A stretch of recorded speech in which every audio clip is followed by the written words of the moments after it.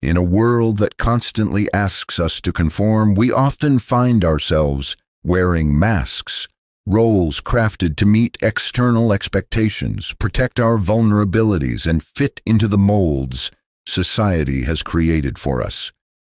But what happens when these masks begin to feel like prisons? What if the roles we've been playing no longer reflect who we truly are? Carl Jung, one of the most influential figures in psychology, introduced a powerful concept to explain this phenomenon: the persona. It's the face we show to the world, but it's not the whole truth. Beneath it lies the unconscious, where parts of ourselves are hidden, ignored, or suppressed. To truly know ourselves, Jung believed we must first uncover the hidden forces shaping our identity. The journey toward this self-discovery is called individuation, a process where we shed the false self and reclaim our true nature. But this path is not simple. It requires courage, vulnerability, and an honest confrontation with the parts of ourselves we've been avoiding. From confronting the shadow to embracing the anima and animus, the journey is one of transformation, a return to wholeness that challenges every mask we wear.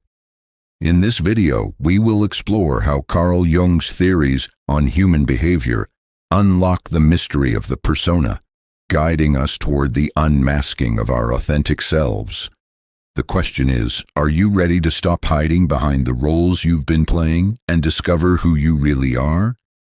Carl Jung introduced the concept of the persona to explain how human beings adapt to social life by creating a version of themselves that fits into societal expectations.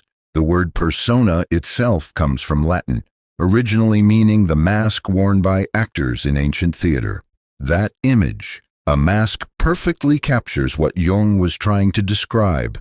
We all wear psychological masks, crafted not just to protect ourselves, but to be accepted, to be liked, and to fulfill roles that society expects of us. Imagine a child growing up in a family where being polite, obedient, and quiet is rewarded. Over time, that child learns to suppress natural impulses, curiosity, playfulness, rebellion, in order to receive approval. The child begins to create a mask, a persona, that fits the environment. It is not necessarily false, but it is selective. This selection of traits becomes the foundation of the persona. As the child grows older and enters different social settings, school, friendships, workplace, new layers are added to the mask, each designed to fit the new roles expected. For Jung, the persona is not inherently bad. In fact, it's essential. Without it, we would struggle to function in social life. We need a way to present ourselves, to play our parts. Think of a doctor speaking to a patient or a teacher speaking to a class. They wear a persona to fulfill their role responsibly. The problem, however, begins when we start to believe that this mask is who we truly are.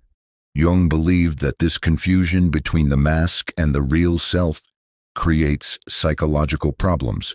We lose touch with the deeper, more complex parts of our psyche. The persona becomes like a wall that hides not only our flaws and vulnerabilities, but also our gifts, desires, and true potential. It's a way of surviving, but not truly living. The development of the persona often begins unconsciously. We are not told, "Hey, now it's time to build your mask." Instead, it happens subtly through praise, punishment, modeling, and silent expectations. We learn to say what others want to hear. We adopt behaviors that seem to bring success, popularity, or love. This is what Jung called a necessary lie. Necessary because without it, navigating social structures would be chaotic, but still a lie because it doesn't reflect the wholeness of our true nature. Over time, the mask can grow so thick and rigid that the real self becomes buried. People start to feel empty, anxious, or disconnected. They may have a successful career, a family, and a social life, yet feel like something essential is missing. Jung would say that the missing element is authenticity, the contact with the true self beneath the persona. He saw many patients suffering not because of trauma or illness, but because they had become strangers to themselves. Jung also emphasized that the persona is shaped by culture. A businessman in New York will wear a different mask than a monk in Tibet. The values of each society determine what is rewarded or shamed, and this creates the blueprint for the mask. In that sense, the persona is both personal and collective. We each have our unique version of it, but it is also informed by the time and place in which we live. In therapy, Jung would help people recognize their masks, to see the difference between who they are and the roles they are playing. This recognition is the beginning of what he called individuation, the lifelong process of becoming whole. To individuate, a person must become aware of the persona and gently begin to explore what lies beneath it. To break the persona is not to destroy it completely. Jung never advocated for abandoning all social roles and expectations. That would be unrealistic and even dangerous. Instead, he believed that we must learn to wear our masks consciously. That means understanding when we are using them, why we are using them, and what parts of ourselves are being hidden as a result. So the birth of the persona is a necessary part of growing up in a human society. It's a tool we all use to survive and connect. But when it becomes all that we are, when the mask hardens into our only identity, we begin to lose the richness of our inner lives.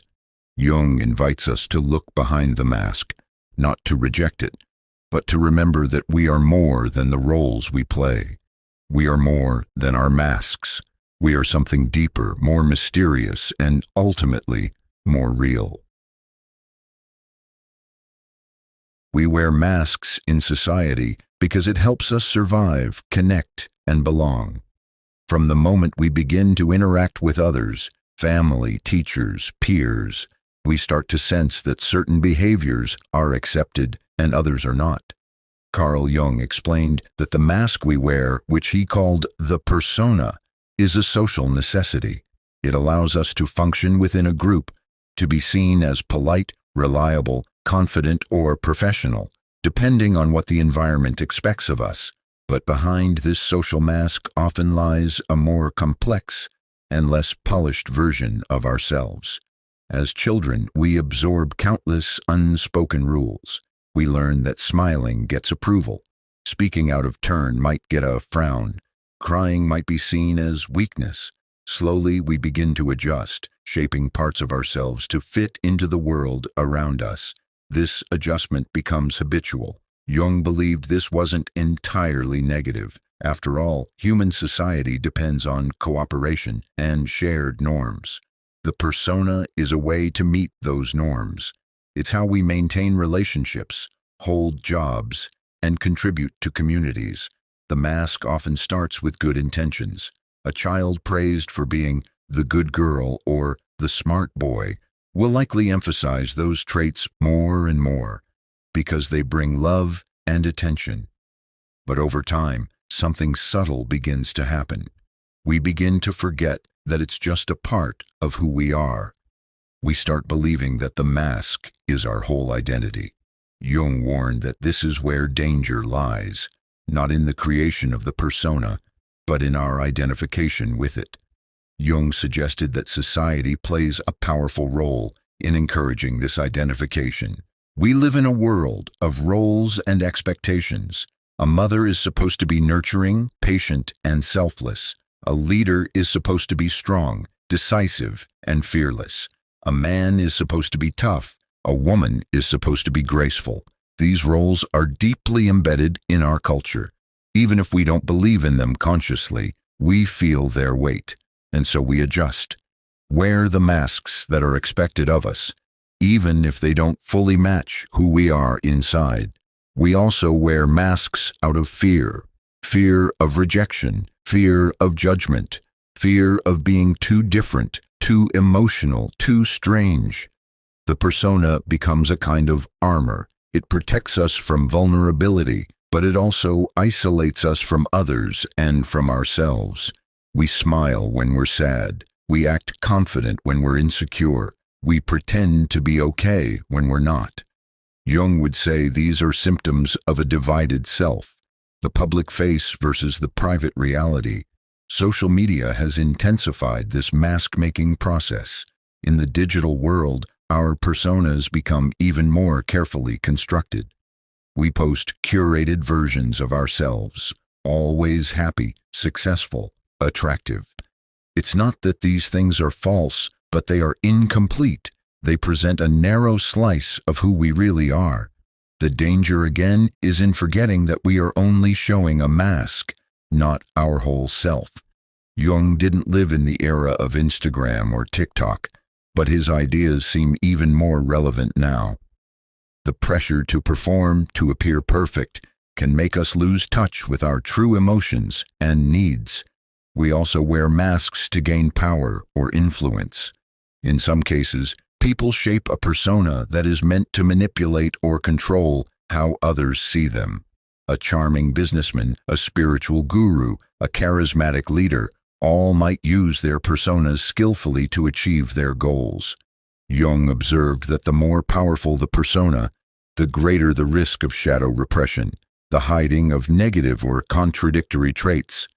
The more tightly we control our outer image, the more likely we are to deny the parts of ourselves that don't fit that image. But the denied parts don't disappear. They sink into the unconscious and influence our behavior in hidden ways. Sometimes we don't even realize we're wearing a mask until life forces us to confront it. A breakup, a loss, a crisis. These moments strip away our illusions and reveal how much of our life was lived for the sake of others' approval. Jung saw this confrontation as an opportunity, not a tragedy. He believed that breaking the persona can lead to true psychological growth. But first, we must understand why we created it in the first place. At the core, we wear masks because we long to be accepted. But in that effort, we often abandon the parts of ourselves that are most real. Jung's message is clear. The mask is a useful tool, but it should not become a prison. We must wear it with awareness. Only then can we begin the deeper work of reconnecting with our authentic self. Carl Jung believed that the human self is not a single unified thing, but a complex system made of many parts. One of the most important ideas he introduced is the distinction between the social self and the true self. The social self is the version of us that interacts with the outside world. It's the side we present to others, shaped by society, culture, and expectations. Jung explained that this social self is what becomes the persona, the mask we wear to play our roles in life. But he warned that confusing the social self with the true self can lead to inner conflict and psychological suffering. To understand Jung's view, imagine a person at a party. They are smiling. Carl Jung warned that one of the greatest psychological dangers we face is mistaking the persona, the mask we wear in society, for our true identity. At first, the persona is helpful. It allows us to function in social roles, to be accepted, and to present a version of ourselves that fits different environments. But over time, if we become too attached to that mask, we start to believe that it is all we are. This over-identification is not just a mistake. It can lead to deep inner conflict, emotional numbness, and even psychological breakdown. The persona is created for others. It's designed to protect us and help us gain approval. For example, someone might develop a persona of being the nice guy who never says no, always puts others first, and never shows anger.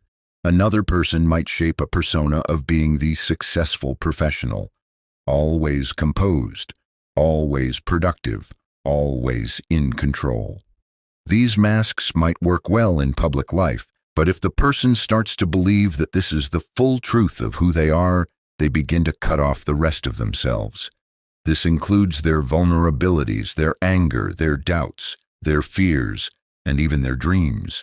Jung emphasized that when we identify completely with our persona, We sacrifice our authenticity.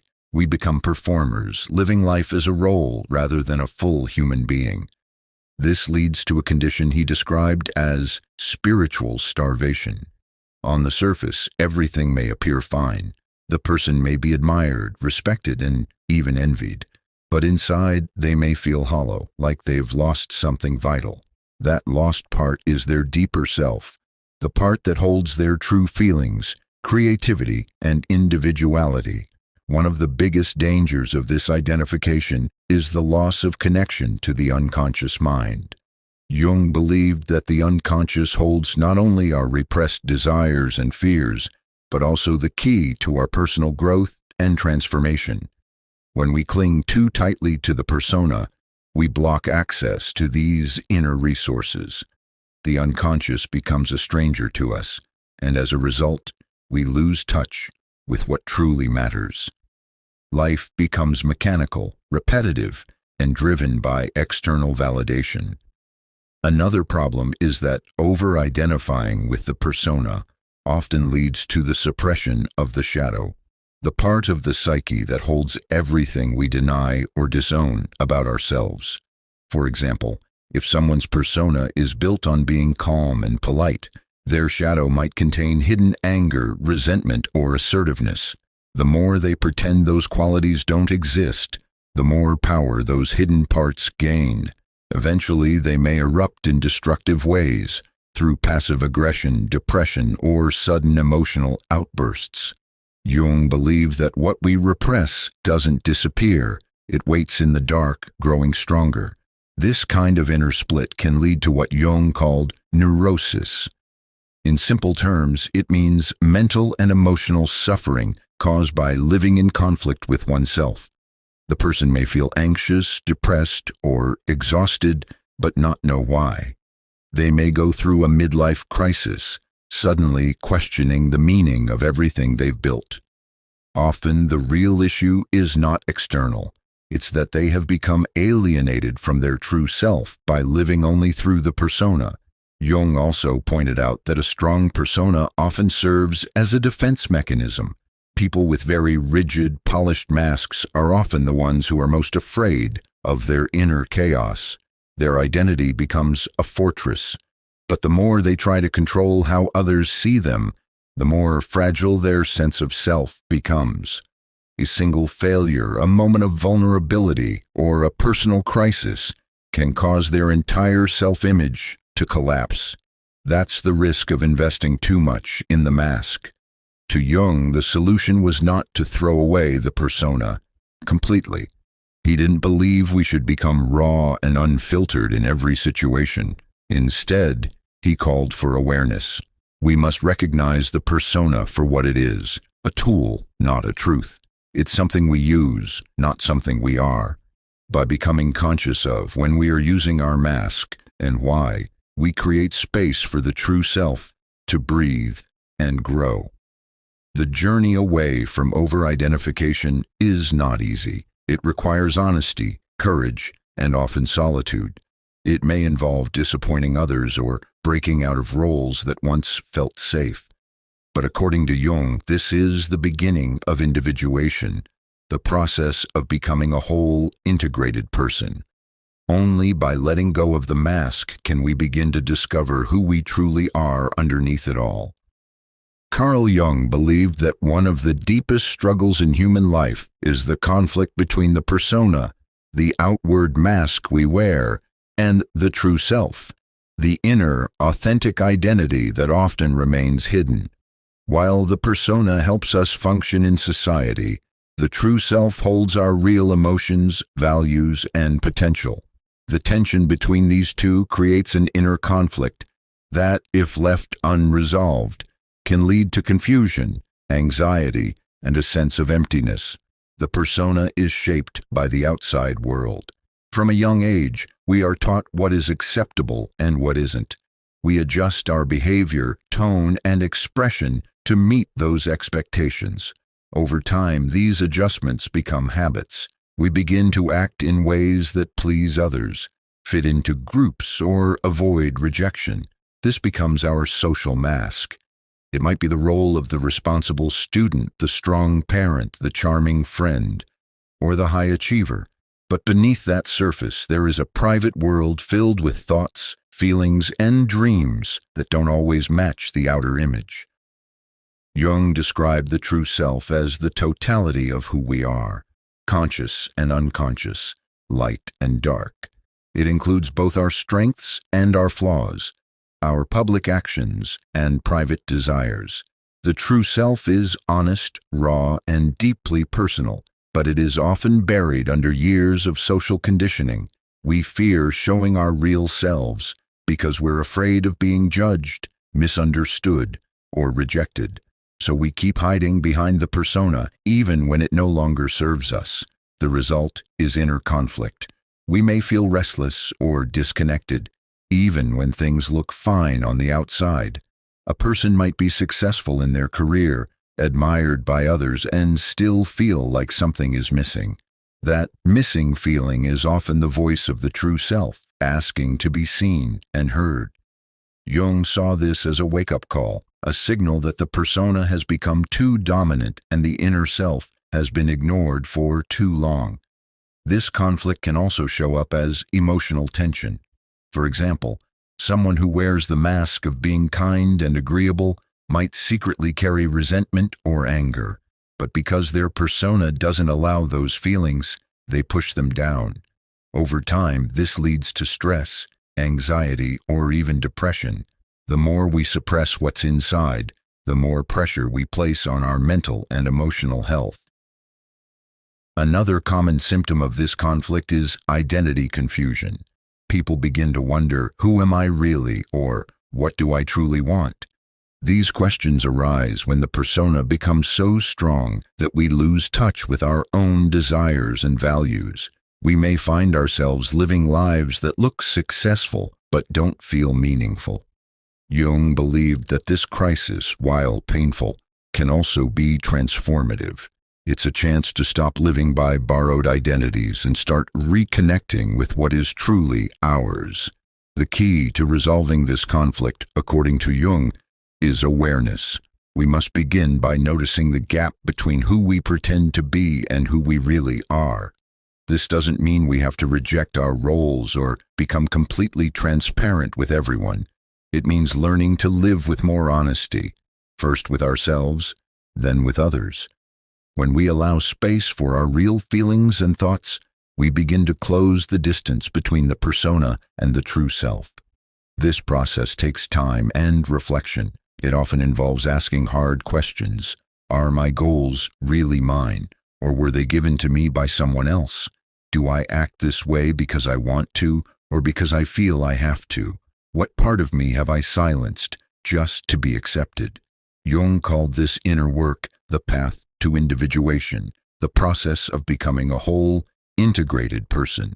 Importantly, Jung didn't suggest we should get rid of the persona entirely. We need it to function in society, but he insisted that we must not let it dominate our identity.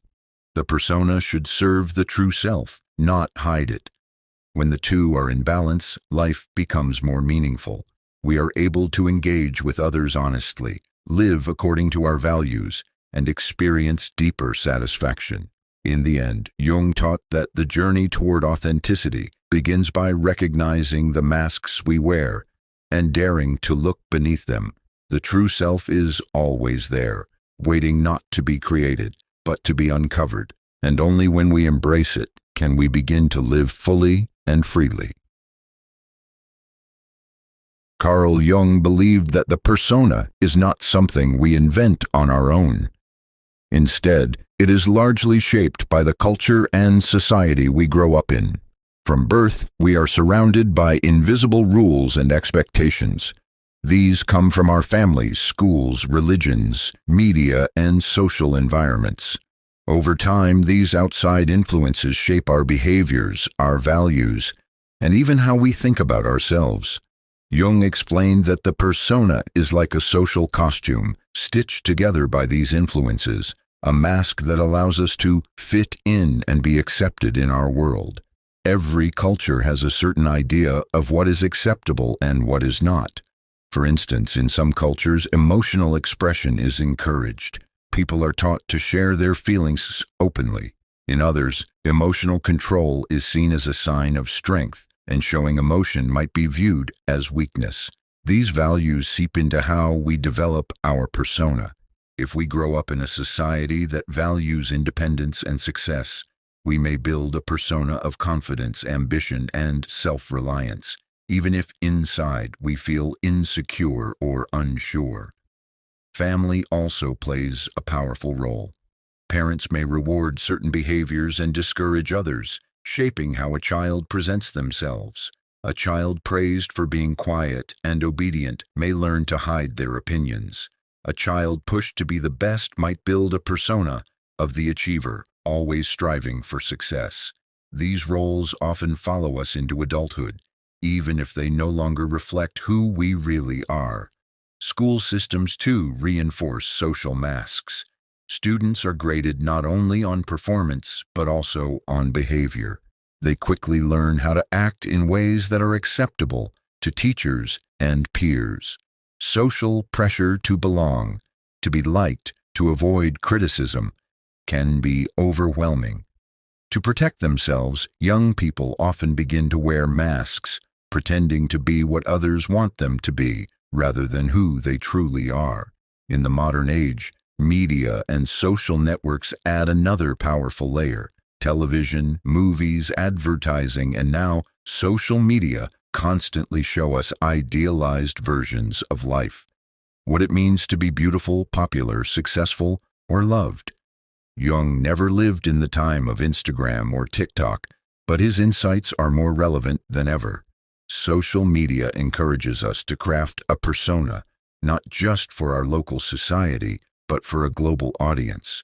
People begin to perform their lives, carefully selecting what to show and what to hide, just to meet the expectations of others. This constant performance can separate us even further from our authentic selves. Jung believed that when the persona becomes too shaped by society, it turns into a trap. We stop asking ourselves what we truly feel or want and instead ask, what will people think? This leads to conformity, a dulling of our individuality. We become one of many rather than one of a kind. The deeper parts of our personality, the creative, emotional, spiritual parts, get pushed into the background. Interestingly, Jung also saw this problem on a collective level. He believed that entire societies could wear a persona. A culture might present itself as peaceful and civilized, while hiding violence or injustice beneath the surface. Just as individuals wear masks, so do nations, institutions, and groups. This insight helps us see that the persona is not just a personal issue. It's a social and even political one. So what can we do about it? Jung did not suggest that we should rebel against culture or society. Instead, he encouraged us to become aware of how these forces shape us. When we understand how our environment has influenced our mask, we gain the power to choose. We can begin to ask, which parts of my persona serve me, and which parts are no longer true? What do I truly believe? And what have I only absorbed from the world around me?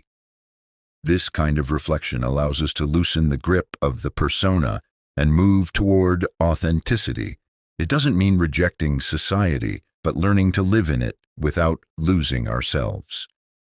Jung's goal was not isolation, but integration, bringing together the outer and inner worlds so that we can live with integrity. In the end, Jung taught that while culture and society shape the persona, they do not define the self. The true self is deeper, more mysterious, and uniquely our own. To find it, we must look beyond the masks handed to us and listen to the quiet voice within. That's where real freedom begins. Carl Jung believed that real psychological growth begins when we start to unmask the persona. That is, when we turn our attention inward and begin questioning the social roles we've been playing. This is not an easy process. For many people, the persona feels like a safe space. It protects us, helps us gain approval, and gives us a sense of belonging. But when we become overly identified with it, we lose contact with our deeper self. Jung called the process of breaking this illusion the beginning of individuation, the journey toward becoming whole. Unmasking the persona begins with self-awareness. It's about observing ourselves honestly, noticing the ways we act differently around different people, the things we say to fit in, and the parts of ourselves we hide. Most of us wear several masks in a day, one at work, one with family, one with friends. This is natural to some extent, but Jung's concern was when we forget we're wearing a mask at all. We start to think the role is our identity. That's when inner conflict begins, and the journey inward becomes necessary. This journey usually starts with discomfort. We may feel anxious, unfulfilled, or emotionally disconnected. We might begin to sense that something about our lives feels fake or hollow. Jung saw these feelings not as signs of failure, but as signals from the unconscious, a call to return to ourselves. Often people reach this point during a life transition, a breakup, a career shift, a loss, or even a moment of spiritual crisis. These moments shake the persona and make us question, who am I really?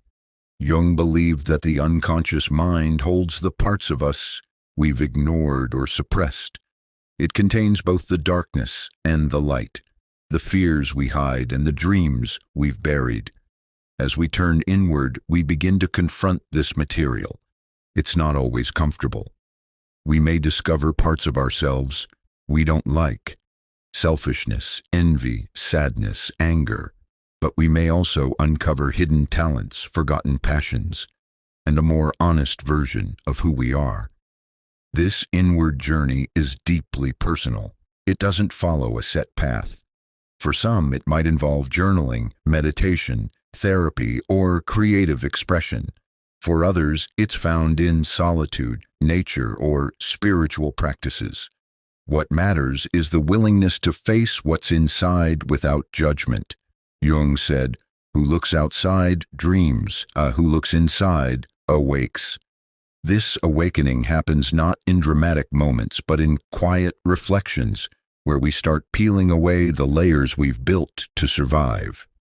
One of the most powerful parts of this journey is reclaiming the shadow, the side of us that was pushed away to keep the persona intact.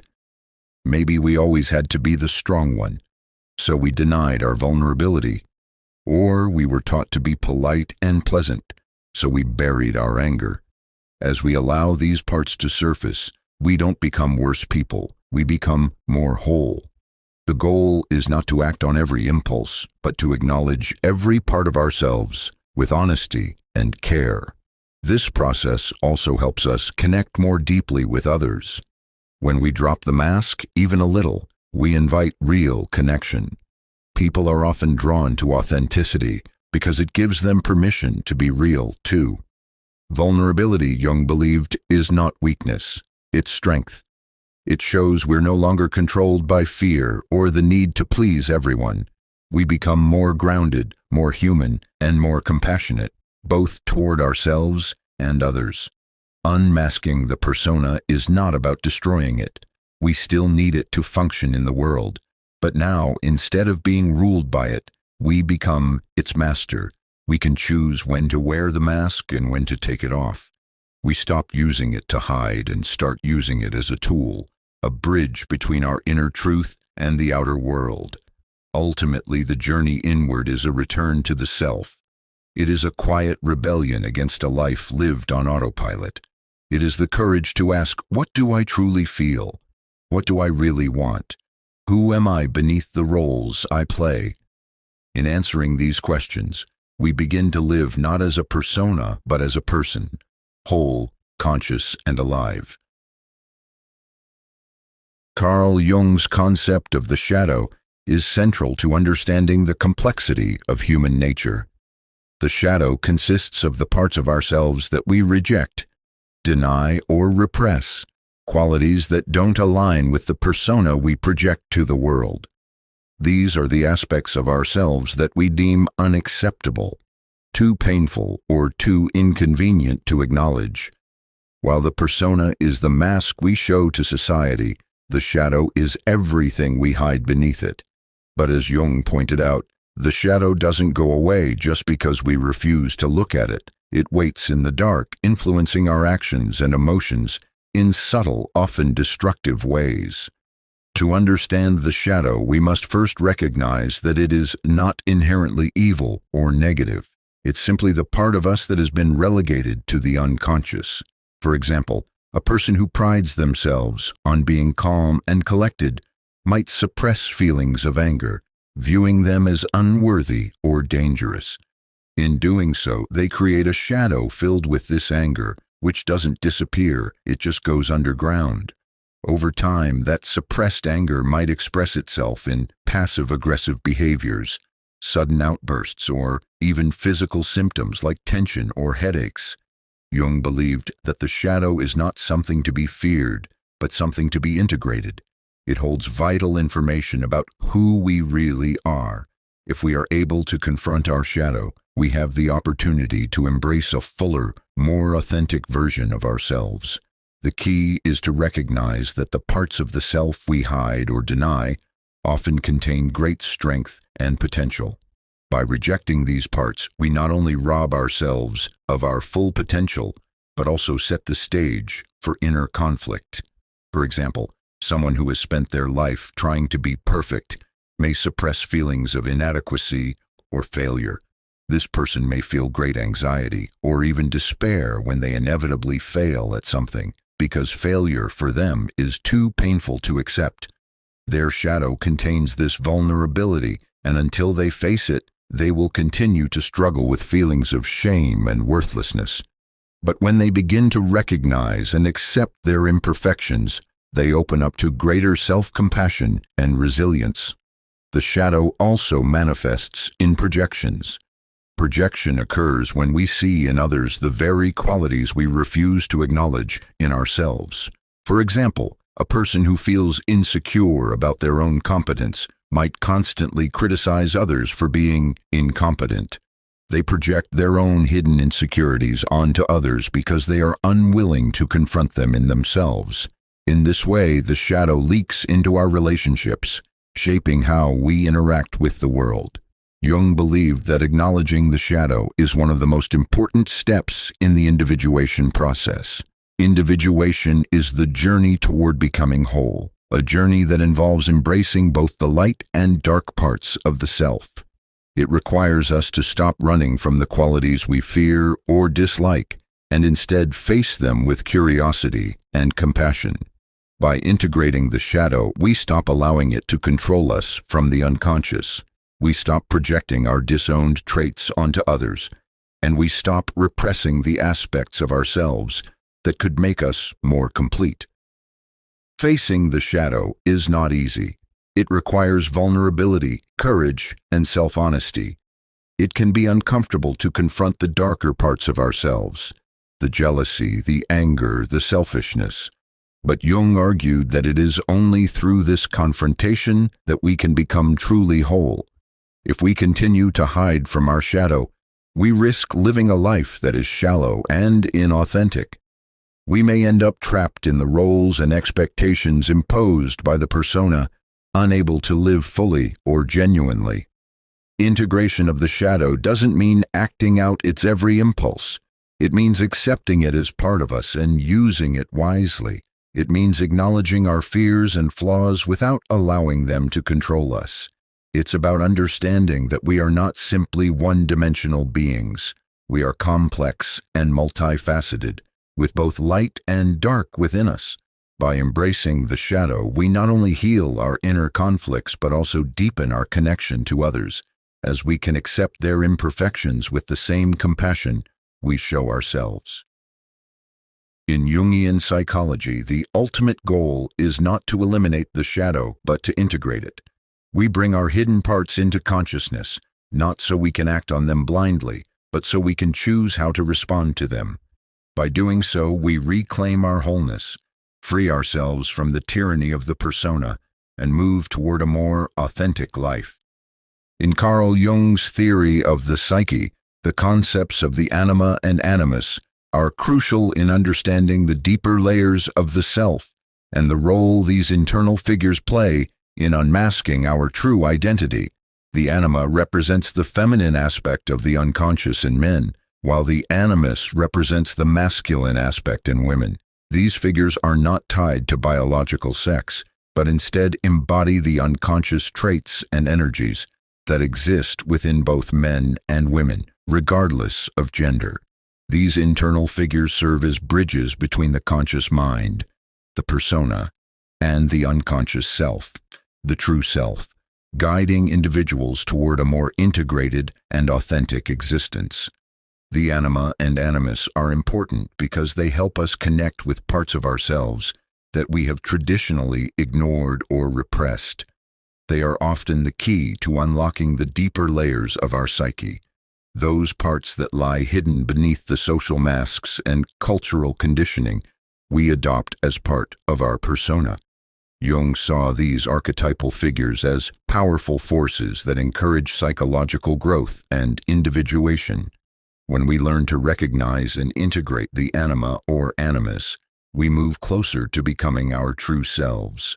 For men, the anima represents the unconscious feminine qualities that they possess, but typically suppress due to societal expectations about masculinity. These qualities may include sensitivity, creativity, emotional depth, intuition, and nurturing. While these traits are often labeled as feminine, they are essential aspects of the human experience that everyone, regardless of gender, possesses. Men who fail to acknowledge and integrate their anima may struggle with emotional repression, disconnectedness, and difficulty in their relationships with women or others. They may become overly focused on external achievements or rigid ideas of strength, failing to recognize the importance of vulnerability and emotional expression in their own lives. For women, the animus represents the unconscious masculine qualities that they possess, but may not always express due to societal expectations about femininity. These traits often include assertiveness, rationality, independence, and logical thinking. In a culture that frequently devalues traits associated with masculinity in women, the animus helps women connect to their inner strength, confidence, and assertiveness. However, if women neglect or repress their animus, they may feel disconnected from their own sense of agency or inner direction. They may rely excessively on others for validation or struggle to express themselves fully in the world. The anima and animus are often personified in dreams, fantasies, and projections. In dreams, for example, a man may encounter a woman who embodies the qualities of his anima, someone who is nurturing, intuitive, and emotionally aware. Similarly, a woman might dream of a man who represents the animus, someone who is assertive, confident, and driven. These figures are not limited to physical gender. They represent qualities that transcend external appearances, drawing attention to the deeper, more complex aspects of our inner world. The integration of the anima and animus can be a transformative process, as it encourages individuals to confront the unconscious biases, fears, and desires they have about their own gendered identities. By recognizing the anima or animus within, individuals can learn to balance the masculine and feminine aspects of their psyche, moving toward wholeness. This integration allows us to become more authentic in our relationships, in our careers, and in our sense of self. It helps us stop hiding behind gendered stereotypes and step into a fuller, more nuanced identity. The anima and animus also play a key role in the development of emotional and spiritual awareness. Jung saw these figures as guiding forces, leading individuals toward greater self-awareness and inner peace. The anima, for instance, represents the connection to the emotional and intuitive realms, encouraging men to tap into their emotions and express vulnerability. The animus, on the other hand, encourages women to embody their own strength and assertiveness, helping them move beyond passivity and embrace leadership in all aspects of life. By learning to integrate both of these energies, individuals can connect with a deeper sense of purpose and power, allowing them to break free from the limiting patterns imposed by their persona. Furthermore, the Anima and Animus help us navigate our relationships with others. When we fail to integrate these inner figures, we tend to project them onto others, leading to unrealistic expectations or distorted views of the opposite sex. For example, a man who is disconnected from his anima might project his unconscious feminine traits onto women, expecting them to be nurturing or emotionally intuitive in ways that he has yet to develop in himself. Individuation is one of Carl Jung's most profound and significant contributions to the understanding of the human psyche. It is the process through which an individual becomes the fullest version of themselves, integrating both the conscious and unconscious aspects of their personality. Jung saw individuation as the central goal of human development, the path towards psychological wholeness and self-realization. It is the journey of becoming who we truly are, rather than simply conforming to the roles or masks that society, our family, or our culture impose upon us. Through individuation, we begin to transcend the limitations of the persona and uncover the deeper layers of the self.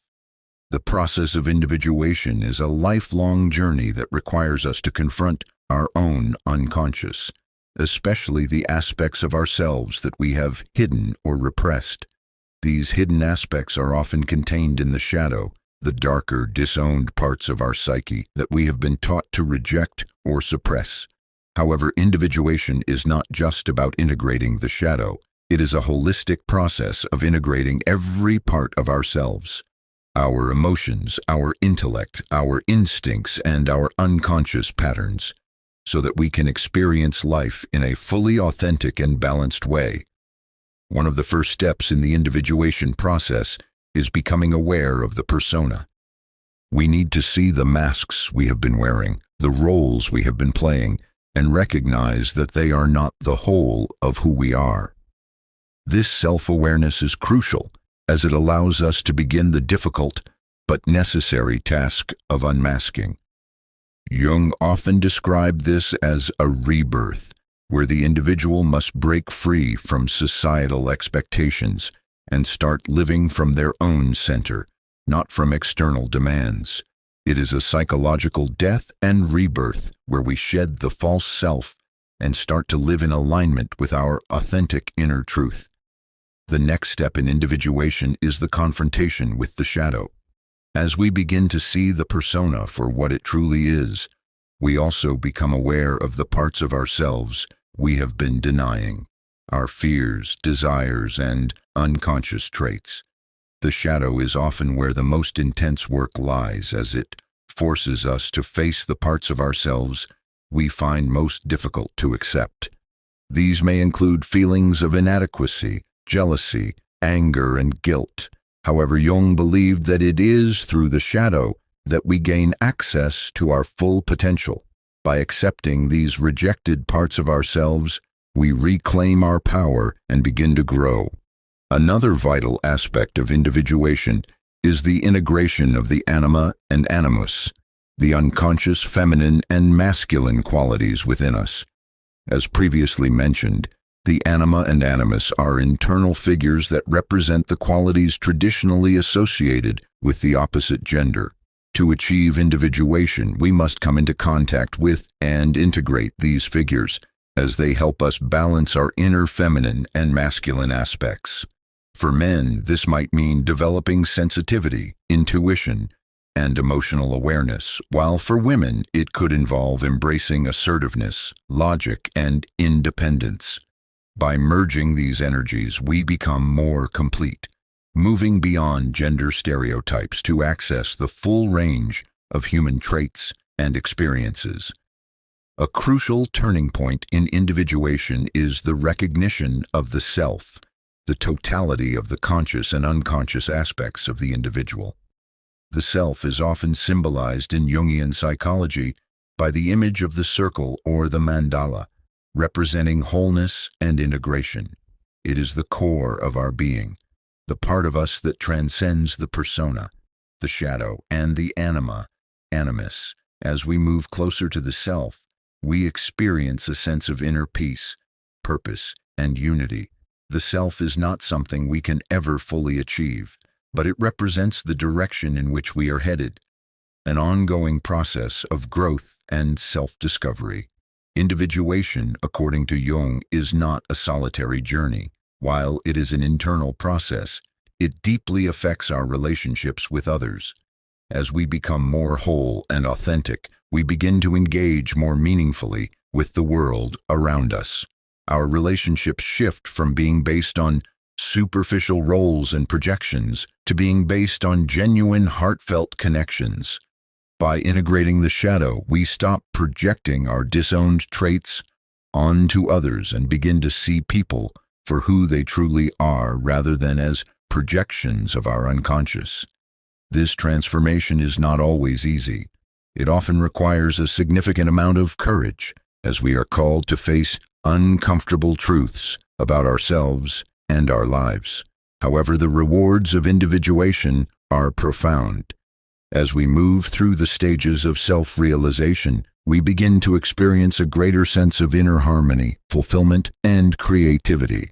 We are no longer trapped by the limitations of the persona or bound by the expectations of society.